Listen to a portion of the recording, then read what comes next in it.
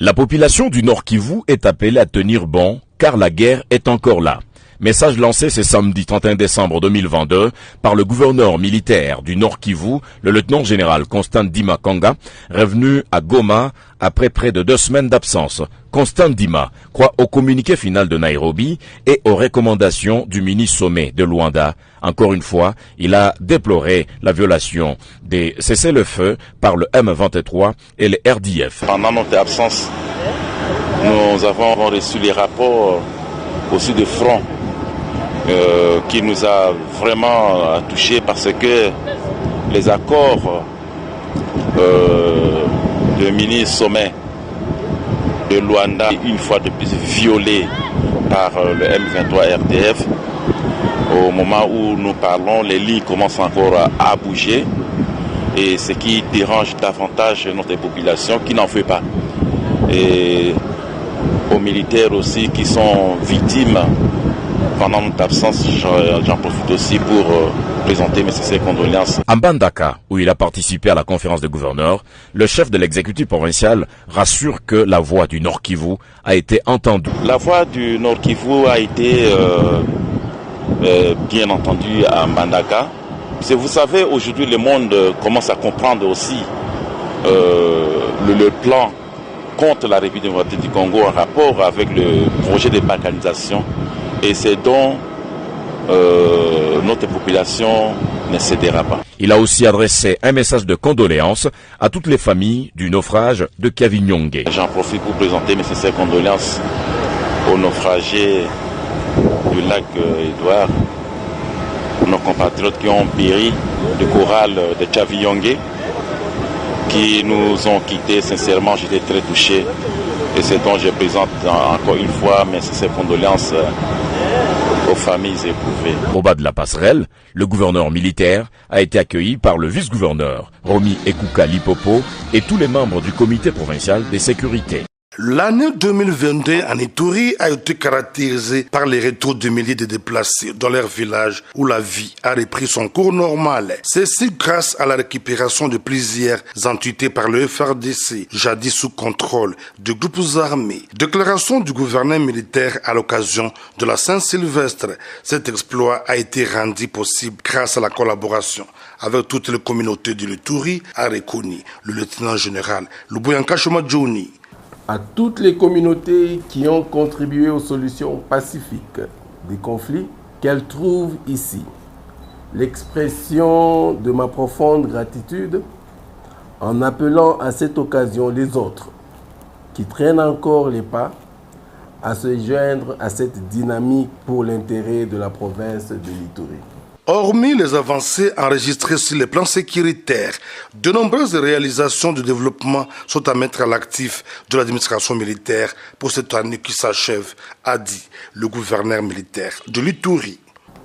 L'administration militaire s'est engagée à la réhabilitation des infrastructures socio-économiques de base, notamment les routes nationales, les bâtiments hospitaliers en état de vétusté prononcée, l'appui financier aux structures sanitaires et pénitentiaires, l'appui aux tenues des dialogues intercommunautaires visant la recherche de la paix. Pour l'année qui pointe à l'horizon, l'autorité provinciale promet de mieux faire pour accomplir la mission lui assignée par le commandant suprême Félix Antoine Tshisekedi Tshilombo en cette période exceptionnelle, celle d'imposer la paix sur l'ensemble de la province pour le bien-être des fils et filles de l'Ituri. La dernière personne que nous allons présenter est un officier des forces armées de la République démocratique du Congo qui s'appelle le colonel diplômé d'état-major Mugisha Ruyumbu Santos. Il est âgé de 42 ans.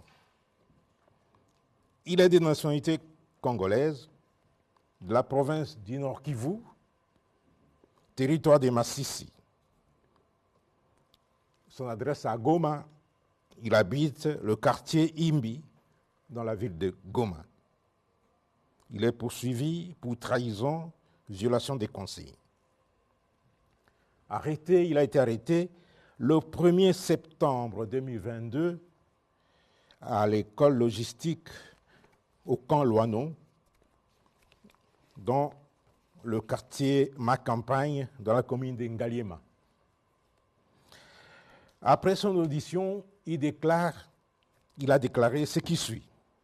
Être ex-époux de Madame Joyce Jedberg Imela, grande sœur de l'espion Ngani Nsengiumva Romi, qu'il avait logé au camp Loano, à l'école logistique, pendant 2 jours sans autorisation de sa hiérarchie ou du commandement de l'école.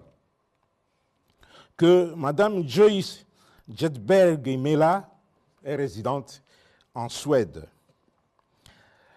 Il a invité Madame Joyce Jedberg Imela de Goma, accompagnée de son petit frère Nganji Nsengiumva Romi, après sa formation à l'école de commandement et d'état-major SM, session spéciale 2022 à Kitona,